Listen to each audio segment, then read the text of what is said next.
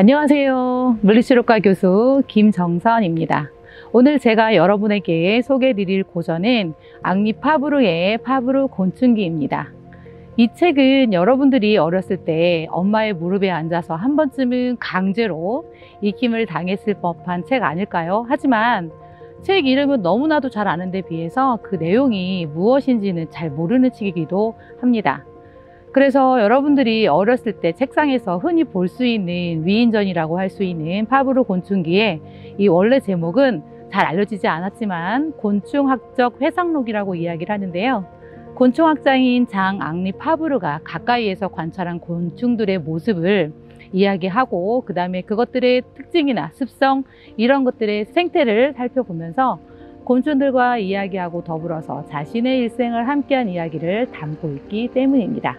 장 앙리 파브르는 1823년 프랑스의 남부 아베롱주의 생레옹이라는 시골에서 태어났는데요. 집이 너무 가난해서 스스로 돈을 벌면서 공부를 했다고 합니다. 그럼에도 불구하고 19살에는 사범학교를 졸업을 했고 공립중학교의 과학교사가 되었는데 그 이후에도 꾸준히 공부를 해서 나중에는 25살이 됐을 때는 코르시카도라고 하는 곳에 중학교의 물리교사로 임명되어서 가족의 생계를 꾸려나가게 됩니다. 그러다 보니 곤충이라고 하는 삶과는 다른 삶을 가게 되는데요.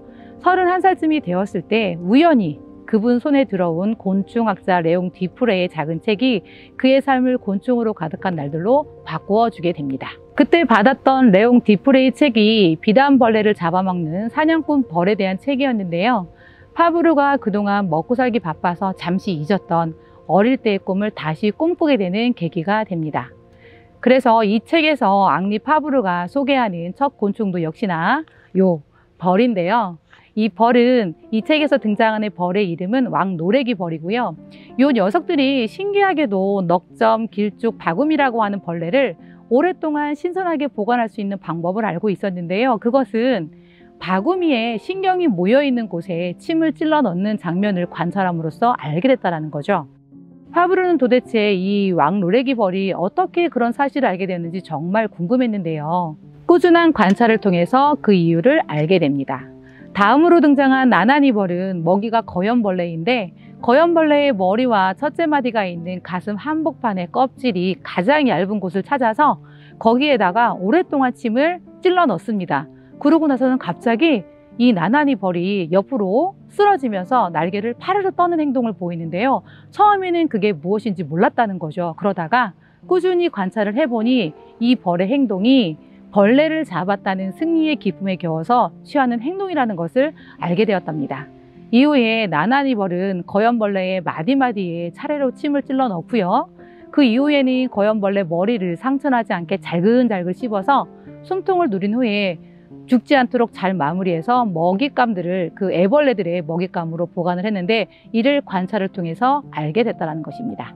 이것을 요즘 현대과학으로 표현하자면 식물 상태나 혹은 뇌사 상태로 거연벌레를 신선하게 보관하는 방법을 알아냈다는 것이죠. 또 붉은 병정개미는 그들보다 덩치가 작은 다른 종족의 개미를 번데기로 그 개미의 번데기를 먹이로 삼아서 전투를 하게 되는데 전투를 하고 돌아오는 길에는 반드시 갔던 길로 기가 막히게 찾아온다는 것을 알게 됩니다. 그래서 어떻게 찾아오지? 라고 하는 궁금함이 생겨서 돌아오는 길에다가 흙을 뿌리기도 하고 그 다음에 조그만 강을 만들어서 냄새를 지우기도 하고 또 커다란 장애물을 만들어 놨더니 신기하게 개미들이 삥 돌아서 가더라는 거예요. 그래서 이 개미가 냄새를 통해서 찾아오는 것이 아니라 결국에는 눈으로 보고 그 지형들을 기억을 해서 집까지 찾아오는 것으로 알게 되었다는 것도 파브르는 이야기를 하고 있습니다.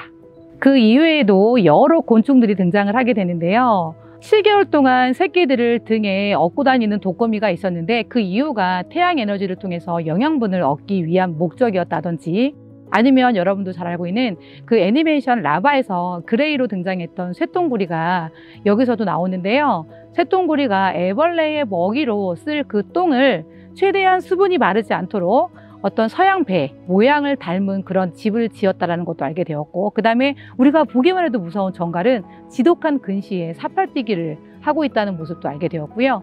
또 한 가지 재밌는 거 매미 이야기도 한번 해볼까요? 매미는 우리가 흔히 여름철에 게으름뱅이로 알려져 있는데요.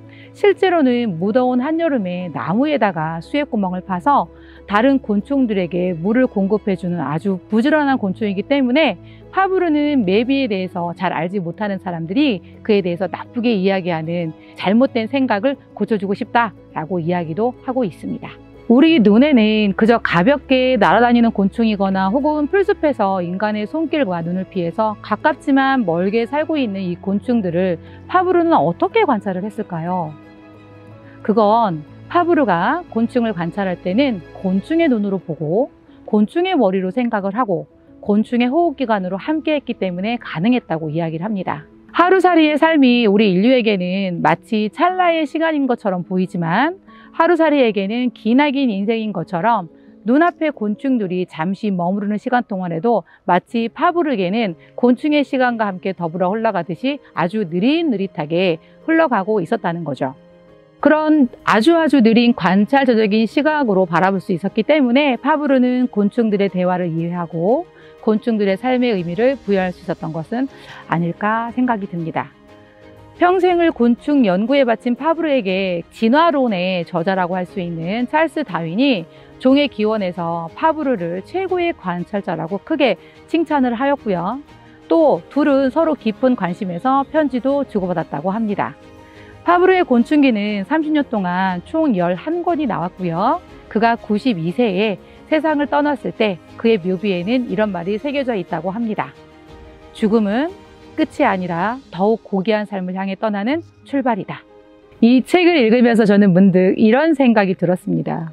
요즘처럼 나노 단위 이상의 미시적 세계까지 들여다볼 수 있는 엄청난 기술이 발달을 하고 인터넷을 통하면 언제든지 궁금한 내용은 마음껏 찾아볼 수 있는 세상에서 파브르처럼 느린 곤충의 세상에 맞추어서 느리게 관찰하는 것이 과연 요즘에도 필요한 것일까? 또 곤충학자가 아닌 우리에게 그런 노력이 필요할까요? 그렇다면 요즘 시대에 파브르 곤충기를 읽고 제가 우리 학생들에게 무슨 이야기를 해줄 수 있을까요? 독서란 옛 현인들과의 만남이라고 하죠. 그리고 사람들은 보고 싶은 것만 보려 하고 아는 만큼 보인다고도 합니다. 예를 들어서 어떤 사람이 지나가고 있다고 생각을 한번 해보죠. 뷰티과 학생들은 그 사람의 헤어 및 메이크업 그리고 그 사람이 입은 옷의 스타일을 중심으로 볼 것이고 안경과학과 학생이라면 그분이 쓴 안경을 보겠죠.